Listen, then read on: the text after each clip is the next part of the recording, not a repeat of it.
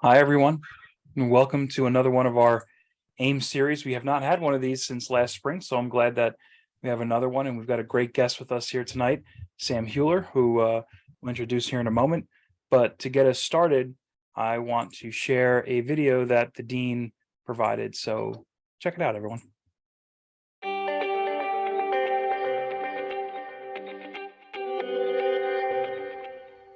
Welcome to the Alumni in Management series.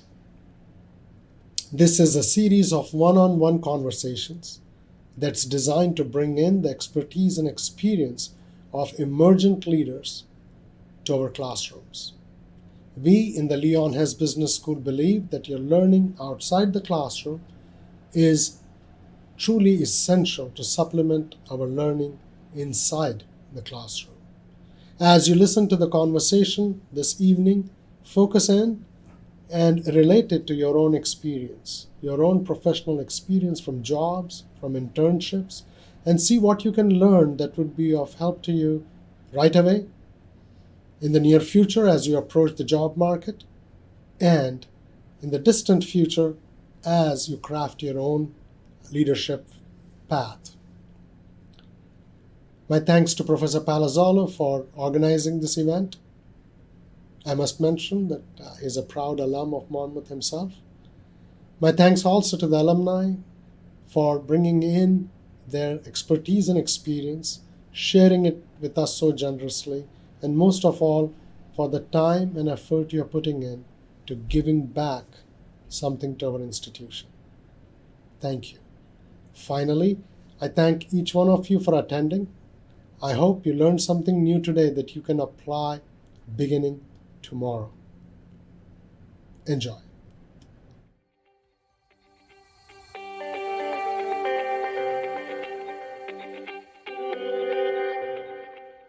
Of course, we thank Dean Raj. Appreciate his introduction and getting us going here. I also want to note here in the beginning that later on in the AIM series tonight, we will stop for just a brief moment, and I will share a QR code with everyone. For those of you who are going to get points for the Hess Connect program, the QR code will be shared a little bit later tonight, so stay tuned for that. And to get us going, we actually have Sam, who will introduce himself. So check it out, everyone.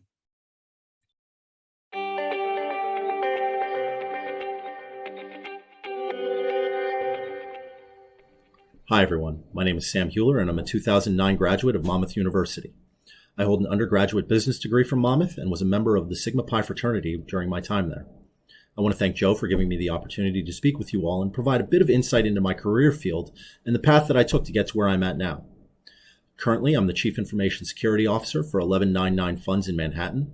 We are an organization that manages the funds which provide health insurance, pension services, childcare, and training and education to the members of the 1199 SEIU union, which is the largest public sector union in the world. We have roughly 400,000 people that depend on us for managing and protecting their most sensitive information, which is my team's responsibility. Prior to this, I held senior positions at companies like Cushman & Wakefield, BNP Paribas, and First Republic Bank. I was also a military contractor with the U.S. Army out of Aberdeen Proving Grounds in Maryland, which is actually where I got my start in the field of information security. I'm really excited to speak with you all and hopefully give you an idea of what to expect after graduation, on everything from where to start finding a job after graduation to what the corporate world is like, how the information security world works, to what I look for when I'm building out a team and looking to fill entry-level roles. I'm hoping that I can arm you with a little bit of knowledge that you didn't have before that will better prepare yourselves for your job search and maybe even get a few of you interested in the field of cybersecurity. I hope that you come away from this with a better understanding of a career path that maybe you didn't consider before, and a better sense of what the professional world is like. Thank you.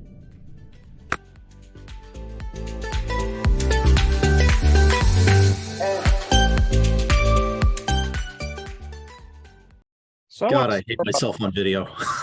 It was good. It was a good introduction. I want to know more about all that, every little bit of it. But maybe we'll take just a moment here in the beginning. Is there anything else you want to use as an introduction? Anything that maybe now that you've watched your video, you want to add on? No, I think that pretty much covers it, Joe. I just want to kind of get into the meat of it. Okay, good. Then tell us a little bit about your background. Maybe we'll start with instead of jumping right into your professional background, let's talk about your personal background. Where you're from and Sure. how'd you get to Monmouth? Yeah, so I was a military family. I was born in Texas. I've lived all over the world. I think this is actually like the fifth or sixth time I've lived in Jersey. Right after high school, like I think 10 days after I graduated, I joined the U.S. Coast Guard, where I served for several years until I decided to use the GI Bill and go to Monmouth. At which point I joined the Sigma Pi fraternity and met all the guys there. It was absolutely a great opportunity for someone that was coming into Monmouth without really knowing anyone. It provided me a wonderful way to kind of integrate into the Monmouth community. So I'm very thankful for that. As for kind of mostly where I grew up, it was New Jersey. I went to Mass down on Sandy Hook, which was, another great opportunity for me getting into kind of the marine environmental science field and kind of seeing what I wanted to do. Monmouth, I was, obviously I said in my intro, a business major. And I really chose that because I didn't quite know where I wanted to go. And it seemed like one of the majors that would give me the most opportunity to kind of choose my path, so to speak. And, coming out of the military kind of background and, the time I served in the Coast Guard, I really didn't want to spend my time at Monmouth frivolously. So it was really about trying to get from point A to point B, so to speak, and to really kind of kickstart my professional career. So that's why you chose business when you got here, because you wanted a broad base, which for the folks who are listening, and if you're not a business major, now might be a good time to become one. But you were also an IT minor. I was, yeah. And the IT minor was actually one of the most useful things for me. And I really wasn't expecting it.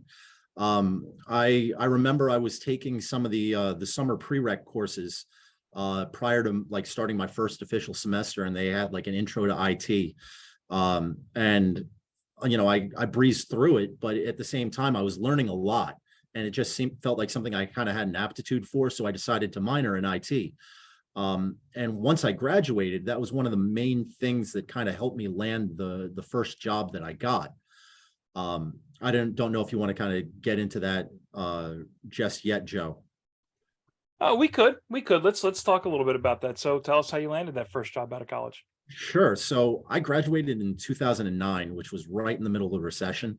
And it was a really rough time to be job hunting. I remember I probably sent out 60 to 100 resumes, and I didn't get hardly any callbacks. I remember specifically that I got turned down from Blinds to Go and Enterprise Rent-A-Car. Wow. You couldn't sell blinds. Yeah, huh? it was tough Yeah. back then. And I really didn't quite know what to do. And luckily, I did have some connections in the military contracting world. And I got my first role with a company called Khaki International. They were a big defense contractor at Fort Monmouth when Fort Monmouth was still there. And it was really a very basic kind of almost data entry type job. I remember that when they first hired me, they actually had to give me a raise a week after they hired me because the offer that I accepted was below the company minimum salary. Oh my gosh. So they had to bring me up to the company minimum. But it was the only job I could find, right? And so I took it. And it was, about leveraging that and just continually learning, right? And finding the things within the job that were going to kind of set me up for success later on down the line. And one of those things was, trying to find out as much as I could about all the various, information systems that the Army was using, because I knew that those skills were going to be transferable if I got another job at a different shop. Because where I originally was with the electronic warfare department, and we were building devices that it was research, development, and engineering of devices that were doing counter IED work in Iraq and Afghanistan. Oh, wow. So basically, yeah, it was really cool. So the devices that we were building and designing, you stick them on the front of a Humvee, and what it does is it allows the communications to the soldiers to go in and out. But when a insurgent decides to clack off an IED using anything from a TV remote to a key fob from a car, those signals get blocked. And our Humvees go through without, the bombs going off. So that was the whole idea behind what we were doing there. And it was great work. I loved doing it. I did it for about 1.5 years before I started talking to some other Monmouth alums that were also in Sigma Pi, luckily. Hey-o. And they had an opportunity that they wanted to tell me about with a research and development laboratory that was down at the Aberdeen Proving Grounds in Maryland. And really where that's where I got my main start in information security, because the guy whose job I was taking over was their laboratory manager as well as their information security officer. And the Army is famous for being cheap. So they didn't want to hire 2 people to do one guy's job. And they said, "Hey, new guy, you're going to training next week. You're our new IT security person." And I said, "What?" Amazing. And yeah, it turned out I kind of had an aptitude for it and I loved it. And so I want to dig through a whole bunch of this stuff, Sam. Yeah. Let's dial it back. Many of our students are getting ready to graduate. They're getting ready for that first shot in the professional world. You started by telling us that both Enterprise Rent-A-Car and Blinds to Go said no. One of the things I hear from our students these days is that they send out a whole bunch of resumes and don't even get a response. So at least you got a response, and then they said no. How did you at least get a response from some of these early companies that you talked to? So that's what people have to understand about kind of the job search market. And it's a weird beast when you start digging into it. And I've switched my companies many times throughout my career. And what I found is that when you're putting your resume onto these websites, it's not going to be seen by a person. It's just not. They're getting hundreds or thousands of applications for these positions. And what you have to understand is that it's a computer looking at your resume, and they're parsing it for words, for keywords. And so the keywords that are in the job description are the keywords that you need to include in your resume. And that's how you get the computer to give you that check mark, in which point it gets passed on to an actual person who then can review your resume and figure out whether this is someone that we want to bring in for an interview or not. Getting past the computer is one of the biggest humps when it comes to this online job posting experience, which unfortunately is the reality for pretty much everybody these days. Unless you're using, a search firm like a headhunter, chances are you're just kind of sending your resume off into the void, and you need to maximize your potential for getting a return, right? Great advice for the students. All right, so you get to the interviews, and they Enterprise and Blinds to Go make the wrong decision, but connections get you with Khaki. Tell us about what it's like to be the new person in the office. I mean, again, most of the students who are listening to you tonight, they are months away from being that new person in the office. Yeah, it's very intimidating, right? Because you're working with people that have been in the field for 20, 30 years in some cases, and you're coming in as the new guy. And it's not so much about proving that you're the smartest person in the room, right? And that you have all this knowledge from school. It's about, I would say, the best thing that you can do is stay humble and keep your eyes and ears open and your mouth shut for a lot of it, right? And try and really learn what makes not just your role work, but the actual business. And this is something that will serve you well throughout your entire career, is understanding how the underlying business works. Because even as the CISO, right? My role is a very small part of what the overall organization does. But you have to understand what the rest of the business is doing. What do the processes look like? How do we make money? What are our, main revenue streams? How can we integrate into those? And how can my small piece of that help the overall, overall process, overall puzzle of, this business that's working together. So understanding that you are going to be the new guy, and your main responsibility for the first 6 months is to learn the job, right? People aren't going to expect too much from you out of the first 6 months. I know I don't. If I bring somebody on board, you get typically a 6-month period, which is like your new hire orientation. That's your probationary period is what they call it at some companies, at which point, your manager will do a performance evaluation on you and let you know, okay, this is where you need to go. This is the things you need to work on. If you're really, really, really bad, or you're causing issues in the office, they might let you go at the end of it. But for the most part, if you're a normal human being and you're just sitting there trying to do your job, you're going to, pass through it. And that first 6 months is critically important, because you need to not only learn the job, you need to build relationships at the company as well. Relationships with your teammate, relationships with departments that work with your team. Try to build a little rapport with your manager. Life goes a lot easier if you're able to, I wouldn't say, you don't have to go out of your way to be, the most liked person in the office, but you don't want to be known as, kind of standoffish or a jerk, because people just aren't going to want to work with you. And that is going to have a negative impact on your career trajectory. Absolutely. Like, being polite, being nice, being friendly, it goes a long way. And it sounds like common sense, but you'd be surprised at how many people that are 15 years into their career and they're pigeonholed because someone thought they were a jerk and they just got passed over for promotions, or they got shuffled on projects that weren't so important because no one wanted to deal with them. Yep. They come off as miserable. They're not pleasant to be around, and people just overlook them on purpose. You bring up a good point that I try to stress to some of my students once in a while, which is learn about the business structure and the format and how things function and why things work the way they are. Most importantly, try to figure out how you get paid. In other words, how does your company have money to pay your salary?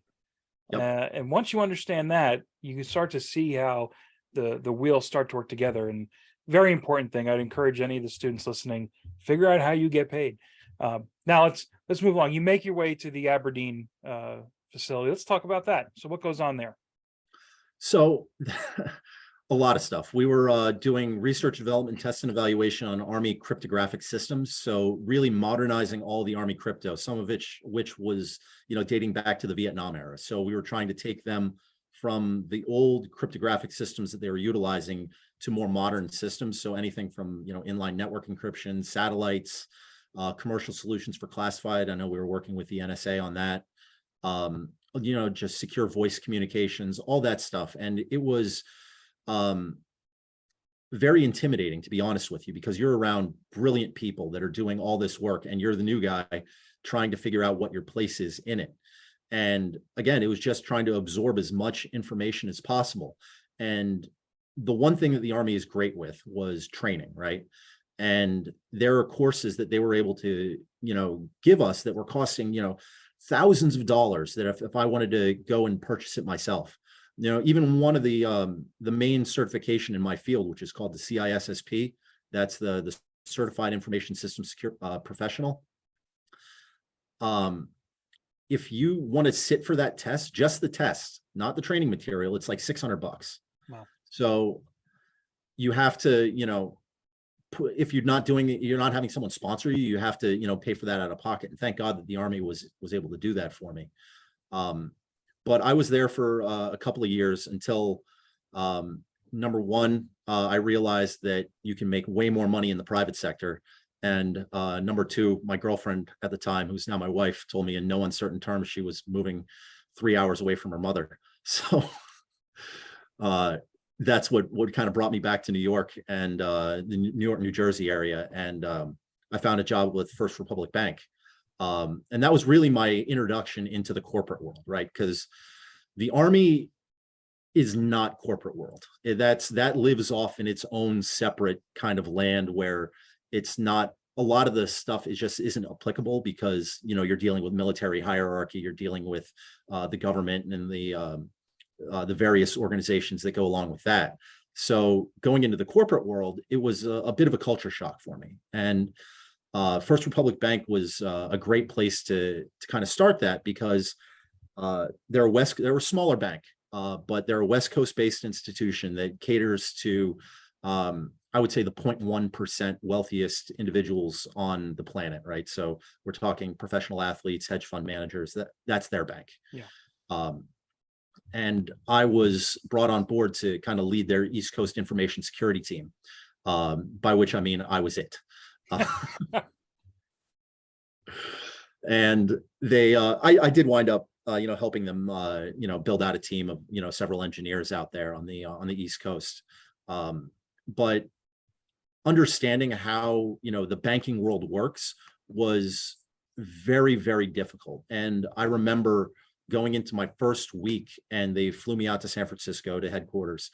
And one thing that I loved there that they did was, not only did they have me sit down with my team and learn my job and what I was expected to do, they had me go around to all the various departments, and they had a representative at those departments sit me down and say, this is how, the relationship managers work. This is personal banking. This is how the trust, group works. And so I understood how all the various pieces, like I said before, fit together, and how information security can help support those. Because at the end of the day, and this is, something that I really drill into the people that work for me, is that information security is traditionally viewed as the department that says no to everything, right? Because someone comes to you and they says, I want to do this. And then we say, no, you can't do that because it's unsecure. So you have to figure out something else. And what I tell my people is, you don't want to tell people no.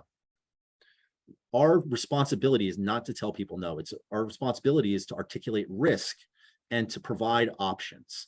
And you need to pose yourself as part of the solution, and that you're a business enabler, so that, we create less friction between our department and other departments, and we can get our initiatives passed easier. We can work with people. People want to work with us, which is very difficult sometimes, because, people have their day jobs. People have stuff that they want to do. They don't want to help you out on a project for another department that they're not going to, get any credit for.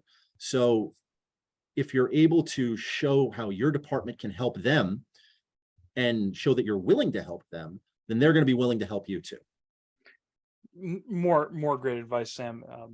That more people in the professional world, particularly inside of companies, need to know how to get to yes. That you have to find a way to say yes. And sometimes getting to yes involves a very circuitous route through a couple of no's that'll make its way to a yes. But as long as the end game is yes, you can do pretty well. So I want to talk for a moment. You've mentioned that there were several times where you went from this job to that, you talked to this person, talked to that person, and you got here and you got there. What is that like? So again, the research shows that many of our students will wind up changing their job, maybe even up to 10 to 12 times in the first 10 years of their careers. Right. So what are those conversations like when you're leaving one place and you're starting somewhere else? Who are you talking to? How is that transition? Can you take us inside that a little bit? Okay, sure. So just kind of overall, my rule of thumb is you don't jump ship until minimum 2 years. Anything less than that as a gap on your, on your resume is just going to make a recruiter or make a hiring manager question, why couldn't this person hack it at their previous position? I know that there's been a kind of a cultural shift with some of the younger people coming into the workforce, where, they'll stay at a job for, 4 to 6 months, decide it's not for them, and then just quit and try to find something new. Well, if you do that 2 or 3 times, you might have been in the workforce for 2 years, but you only have 4 months experience, because those 4 months or 5 months, that's all training. You actually haven't done the work. And what people are looking for is someone that they're going to get a return on their investment too, because you have to think on the company side of things. You have the time that it takes to onboard someone. There's a cost associated with everything. the time it takes to onboard someone on the HR side, the IT equipment that's being issued to this person, the time of the experienced person that spent training you, the time of your manager spent trying to bring you up to speed as well, right? There's probably a minimum of a half a dozen people that are having their time taken up by trying to turn you into a productive worker. And understanding that, the company wants to see at least, kind of a minimum return. And that's, I would say normally at a bare minimum is going to be a year. It's better on your resume for, 2 to 3 years. I try to keep it within that range when I'm starting to look for a position. But it's also understanding kind of where you fall. Understanding when it's time to go is also an art form, right? You have to understand where you fall in kind of that hierarchy within your team. When you think you're ready for that next level of responsibility, whether you're looking for doing a different type of work within your field, whether you're looking to move up into management, whether you're looking to move to a different related field. Like, for example, we have people that started in the IT shop doing IT engineering work, but expressed an interest in security, and we brought them over to security to give them a chance to try it out.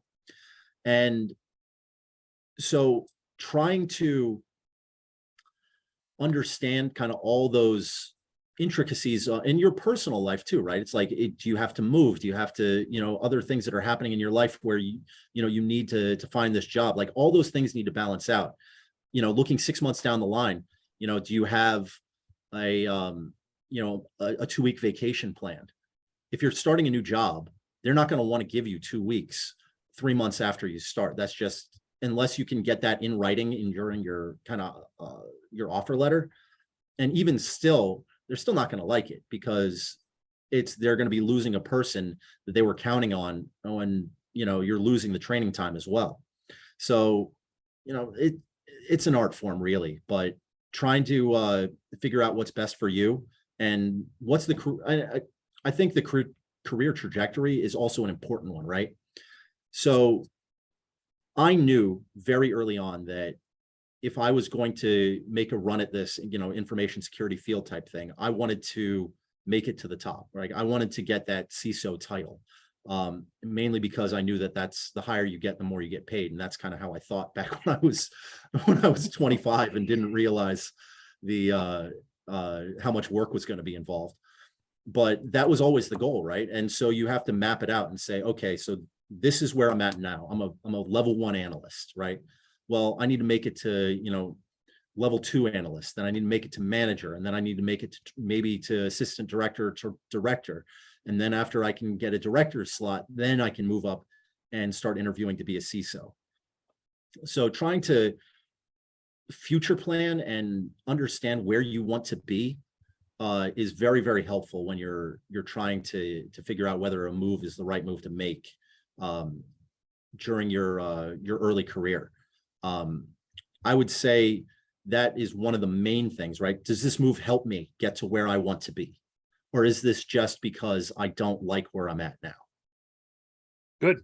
Great advice as always. Now you're at First Republic Bank. What happens next? First Republic was, I came back to the East Coast and I started doing, anti-fraud work. I built a firewall monitoring project, all the little things that you need to do to start building that professional experience, right? Because you need to be known as a subject matter expert. And so within information security, there's multiple kind of domains that you can focus on, right? You can be a guy that is really good with coding and do application security development. You could be someone that doesn't know coding at all. Like I don't know how to code really. I can do some basic scripts. That's just picked up on personal research, but I don't know any coding languages. So I went into operations, which is incident response, vulnerability management. Then there's risk management, which is, articulating the risks to the business from the cyber side. There's all different ways that you can go in the information security field. And that's one of the reasons I love it so much, because there's always something different to do. It's never the same day twice. And First Republic was kind of cool because it gave me the opportunity to talk to people that I normally wouldn't have had access to. One of the programs they had there, and this is going to sound wild to you. So if you were a client of First Republic Bank and you had a problem at your house where you got a virus on your computer, they would fly me to your house to do a home network security assessment. That's how white glove this place was. I got flown up and down the East Coast. I went to this guy, he was one of the board members at the bank. He lived next door to Taylor Swift. Oh, wow. Like, yeah, he was showing me pictures of his airplane collection. And yeah, like it's people like that, and they want to talk, you're just sitting there. So you have a chance to talk with them, right? And understand, a little bit about their history. So like, that was one of the things I really liked about it. Like, I didn't really get any good job opportunities out of it, but I could hear the stories that some of these guys were telling me on, how they came up, and that gave me inspiration on, what I wanted to do with my career.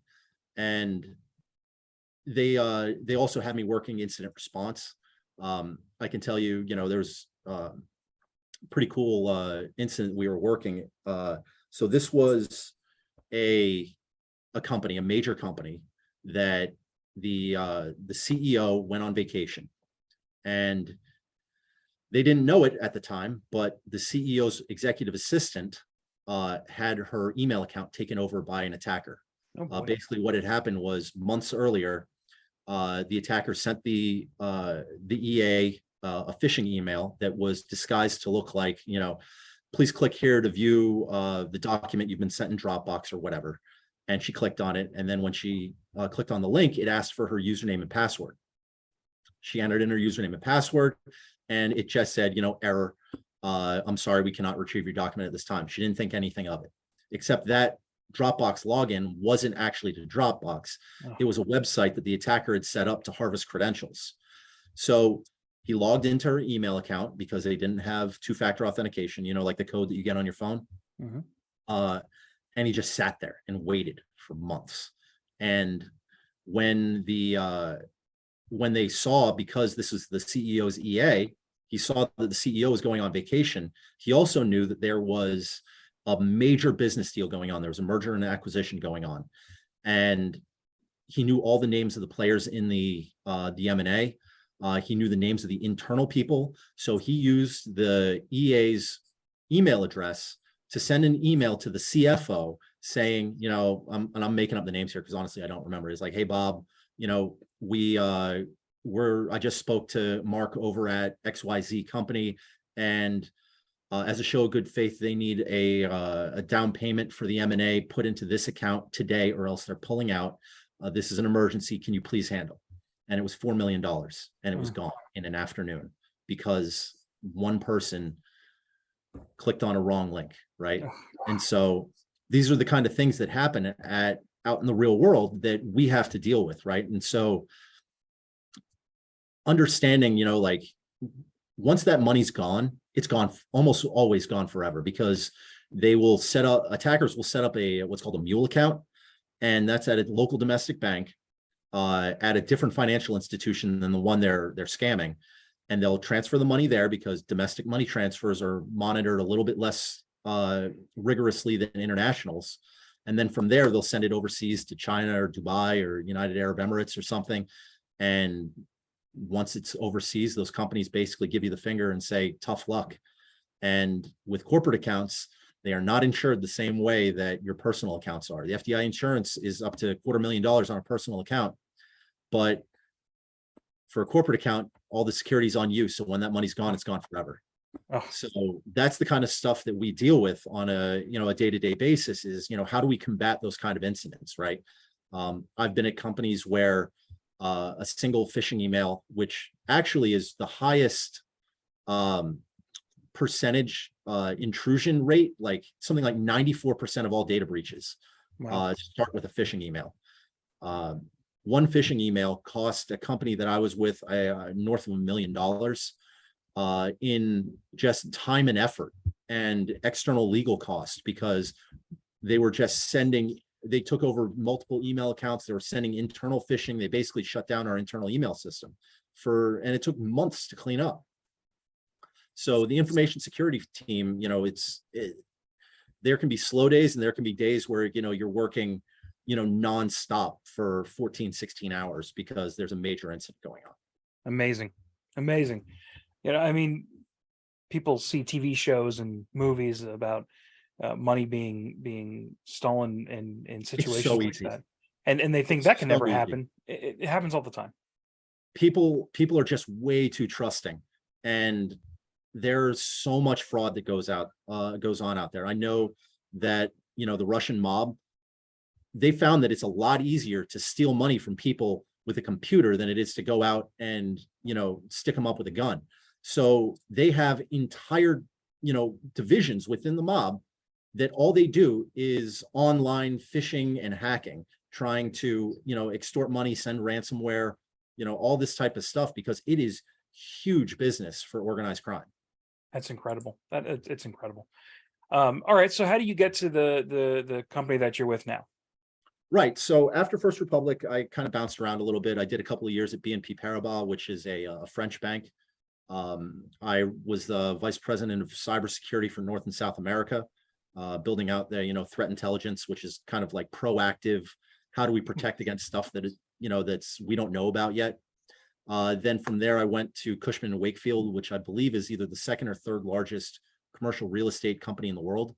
I was their global head of security operations and architecture, really focusing on, like I said, the incident response side of things, and making sure that all the vulnerabilities on our systems were patched so that hackers wouldn't be able to get into our systems. It's called hardening your systems and putting up layers of defense. And vulnerability management is a big part of that.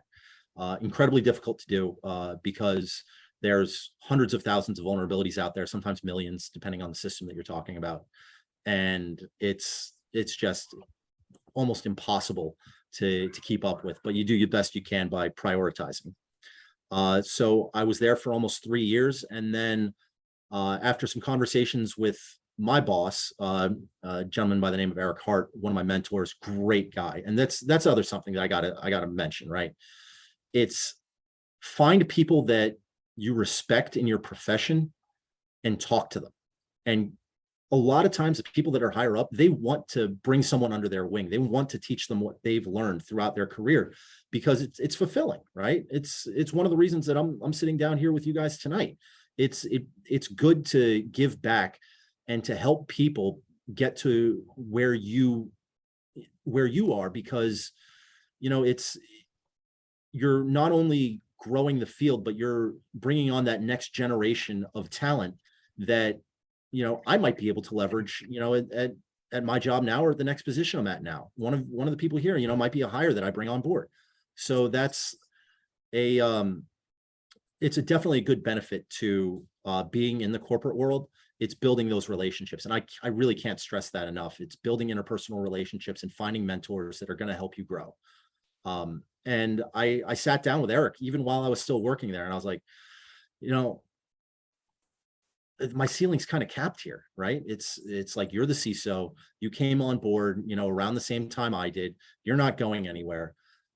Do you think I'm ready for the next kind of step? And, he sat me down and we went through it and, he's like, yeah, I think you're ready. And so then I just started trying to find CISO positions, which is incredibly difficult because once you get to that level, you're competing against people that have 15, 20, 25 years experience. And a lot of times companies, when they post a CISO position, they'll say, we want, X amount of years of previous CISO experience. So it's that same thing that you run into when you're looking for an entry-level position. And they're like, we want you to have 3 to 5 years experience for an entry-level job. And you're like, how the hell am I going to get 3 to 5 years experience if you won't give me a job? So that was difficult, but I got lucky with the funds. So 1199, I'm not going to lie, they did take a chance on me.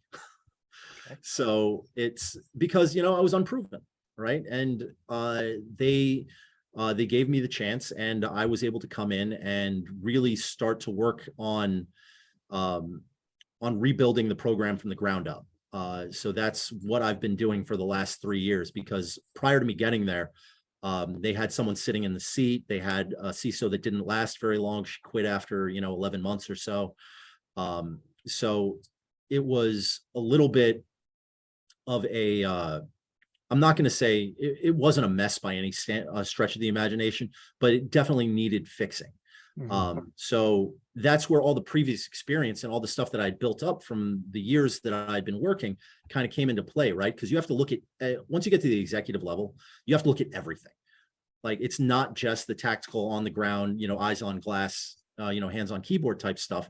I have to look at budgeting. I have to look at, where my operational expenditure is versus my capital expenditure, stuff that I hadn't thought about since I was at Monmouth, right? And, knowing, how, GAAP accounting works and how, how to build an OpEx budget and a CapEx budget and a personnel budget, like that all factors into it. It's dealing with, it's dealing with strategy. Most of what I do these days is strategic, right? I'm not tactical anymore. I'm building out roadmaps. I'm designing programs, that we're like, right now I'm designing an enterprise risk management program for the funds. Previously, we worked on security operations, and we're just kind of working our way through the various functions of information security, and it's a cycle of continual improvement. And that's another thing, is that don't get comfortable. When you get comfortable is when things go wrong. Things change incredibly fast, especially within any of the IT fields, and especially within information security. It changes on a daily basis. So you have to continually be learning. And even if it's not work stuff, having yourself in a learning mindset really helps. I know that with my job, it's, it's all up in the head. It's very cerebral. So I teach myself other things. Like I taught myself, carpentry and plumbing and, how to work on my car, how to work on my motorcycle, right? It's like stuff that balances you out. And that's also important with your career. It's having balance.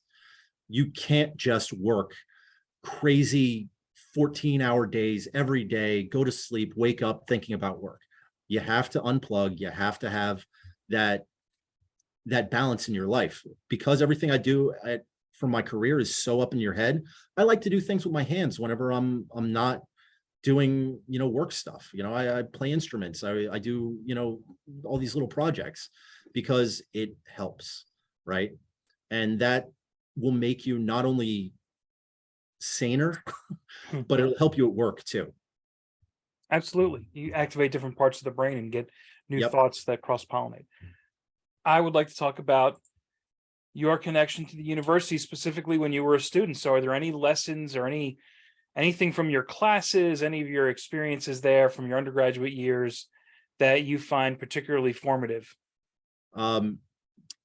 Don't spend so much time in Atlantic City would probably be my biggest advice to younger me. Yeah, I remember, like, I think it was like my junior year, I was there like 3 nights a week. Like, that's no bueno. Concentrate on your classes. Number one, you're there for a reason. Number two, I would say that the biggest thing that I took away from Monmouth, besides the personal connections that were able to help me, in my career and keeping in touch with the people after graduation, that was incredibly helpful. That's how, like I said earlier, it landed me the first real job in InfoSec. I would say the best class that helped me, I think, was strategic management. I remember that one was my senior year, and strategic management was being taught. I can't for the life of me remember the professor's name, but he was prior he was corporate business guy, right? And he had led companies, and the kind of the hands-on experience that he was able to give us was, I think, invaluable. Like, I still remember some of the stuff he was, talking to us about when it comes to management and how to, lead when you're in the corporate environment. So I think that was definitely one of the biggest things that I took away from Monmouth, as well as the IT minor, right? Because that's something. It's like, it might be the littlest thing that you don't even think about, right? Like, it's okay, I have to take some IT courses, but that really was a springboard that propelled me into my entire career. Like, I never thought that I would be doing information security when I came out of Monmouth. Like, I thought I would be a business analyst. I thought I would be doing, some sort of, I might go into sales. Like, I didn't know what I was going to be doing, but that little IT minor proved to be the kind of the biggest differentiator in my career trajectory. And I probably wouldn't be here without doing it. Yeah. The IT minor is still very popular with the students. And we actually have just changed our curriculum in the business school a little bit to allow for more students to take minors. And I'm also a big fan of the IT minor. I've seen it help out a lot of our business students out there in the professional world. Any particular professors, experiences, anything related to Monmouth that stand out that you want to share? Yeah, I still remember, all the classes I had with Professor Mahajan. Like, those were, also very, very useful from the economic standpoint, and kind of understanding how businesses fit into the overall scheme of things, and really understanding the bigger picture, right? I think that was a lot of what I took from Monmouth, was how to take a step back from the micro and look at the macro, and how your piece fits into the overall scheme, because that's something that will help people in interviews, right? So that's a huge piece of advice I can give, right? So if you could take the position that you're applying for and understand from the jump how it relates to the business and the overall objective of the business, and you can articulate that in an interview, that's like 50% of the new hire orientation right there. Like, they know that you are smart because you were able to go out and do the research, and you're able to articulate it well. B, you have some kind of self-starting traits in you, because that no one told you to go do that. You went and did that on your own, right? Like, it's all these little intangibles, I think you could call them, that are really important for a hiring manager. It's and it might make the difference. I know that when I'm interviewing people, if someone can say that, it's going to put them above the next candidate if they're on equal footing from a technical level. Absolutely. And you learn those things, you learn those intangibles, you learn all that in the classroom. That's where it starts. That's where it starts. Yeah, absolutely. So tell us, what do you think the future is for your industry? What's coming up next? It's just growing. Like, that's a crazy thing with information security, is I can't see the field slowing down anytime soon. There are way, way, way more job postings than there are qualified applicants. So it's definitely I wouldn't say it's an emerging field anymore. It's been established for a while now. But it's definitely something that I think is going to keep growing, especially with what happened with COVID, right? So COVID happened, and it forced companies to rethink how they do business, whether it's from an in-office standpoint or a remote standpoint. Suddenly you're having people that used to sit all in the same building, and you could build a nice security fence around that building, digitally. They're scattered to wherever they are in the world. They might be in a coffee shop, they might be at their house, they might be on vacation, and they're signing in from, I had people that were working out of Spain, right? Because they were like, oh, I'm just going on vacation, but I'm going to bring my laptop so I don't have to take vacation time. I'll be online during the normal business hours. It's like, okay, I don't care where you are. It's just as long as you're able to work during the business hours and it's not impacting things. So understanding that the world has changed also facilitated a fundamental shift in information security, right? So you had to suddenly start pushing security out to where people are, and at the endpoint. And I don't want to get too technical on it, but that was a really big shift in how we had to work. And as more and more changes are happening, there's just more and more opportunities for people out there. Within cloud security, everybody talks about the cloud, right? And in reality, it's just somebody else's computer, but you still have to secure that. Right. So there's a ton of new and emerging things that are happening every day. There's new coding languages that are being developed. There's blockchain stuff that's coming out. Blockchain is absolutely on fire right now. If you can show that you are a security professional that knows how to secure, Web 3.0 and blockchain stuff, like, I am not kidding you, Joe. They're not even managers, engineers are getting offered 400 grand a year. Wow. Like, it is crazy money if you know that kind of stuff. So, the sky's the limit. So we should all be studying the blockchain. Yeah, I wouldn't say that, but within the security world, and who knows where that's going to go, right? It might fizzle out in a year. I don't think so, but there are some people that are, that poo-poo the whole crypto thing. I haven't really had any direct experience with it myself because my career hasn't taken me that way. And by the time crypto became a big thing, I was already kind of at a more senior level. But it's definitely something I want to, learn more about, because who knows, that might be, the next career move that I make. Well, let's talk about that. What is next for you then? What is the next career move you think you might make? I mean, you've reached the chief level. You're doing very well for yourself. What do you think may come next? I don't know. I'm happy where I'm at now, right? So I love the funds. There's great benefits of working here. We offer our employees 100% free healthcare, so there's no deductibles, no copays, nothing out of your paycheck. It's it's free. You get a pension if you stay for longer than 5 years. So I have another couple of years before I get there. So I'm not sure what's next. I would like to think a CISO at a larger organization. That's going to pay more money because again, that's, obviously going to be a driving factor in whatever you're trying to do. Potentially moving into the CIO role, because a lot of times you have the CISO, the Chief Information Security Officer, sits underneath the Chief Information Officer, because they're responsible for more than just security. They're responsible for the entire IT infrastructure at the company. So maybe moving into a CIO role, I don't know, right? There's so many ways that you can go.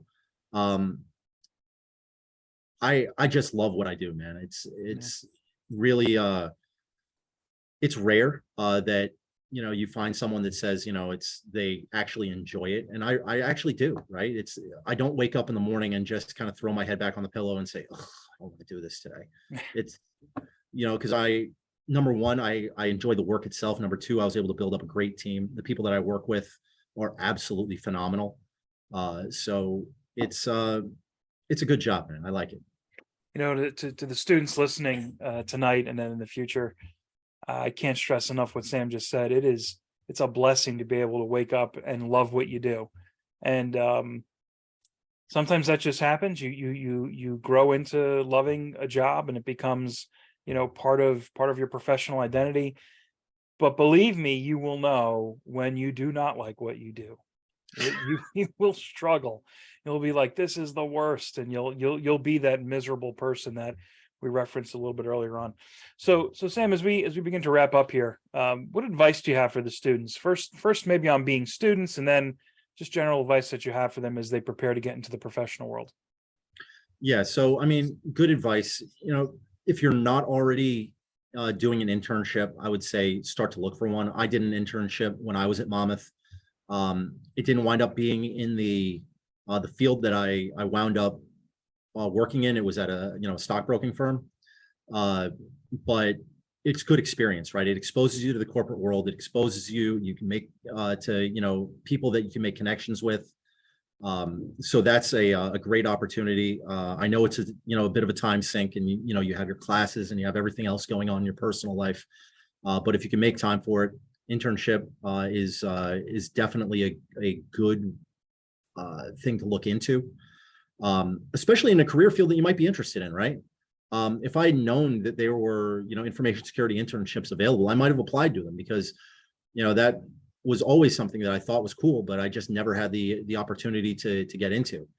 I would also say, obviously, concentrate on your studies. Everyone's going to tell you that. Make sure that you're not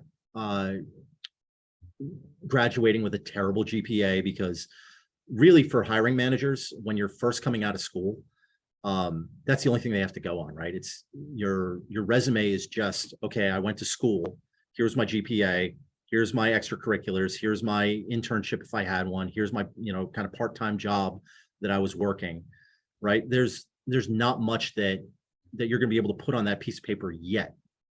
So maximizing the things that are on there is going to go a long way towards having that leg up on the competition when you're going for those entry-level roles.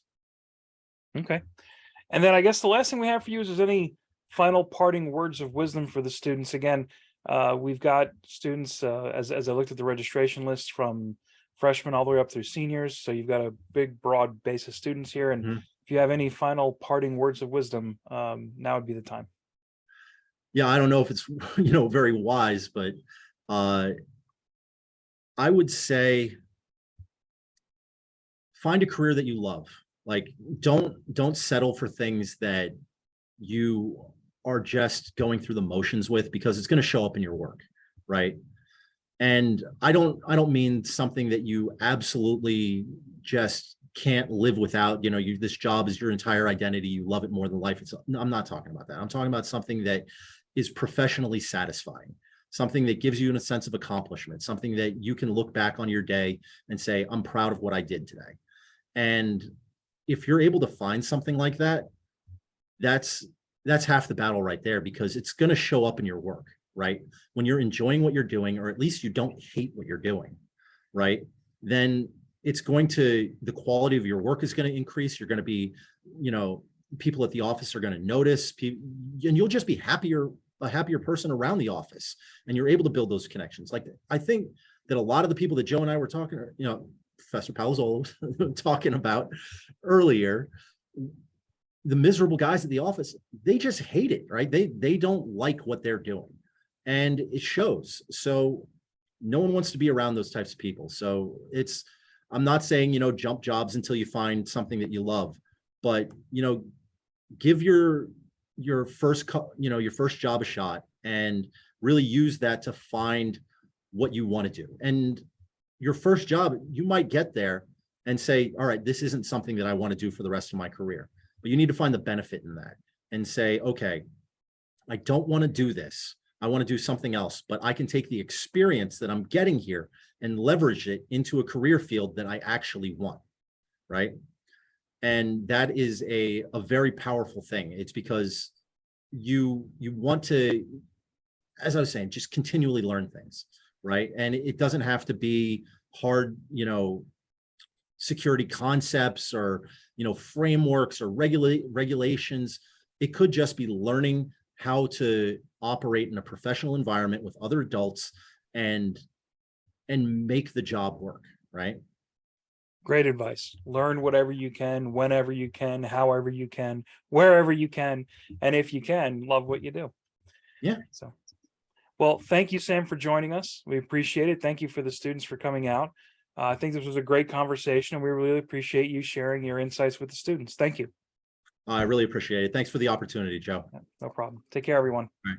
Take care, guys.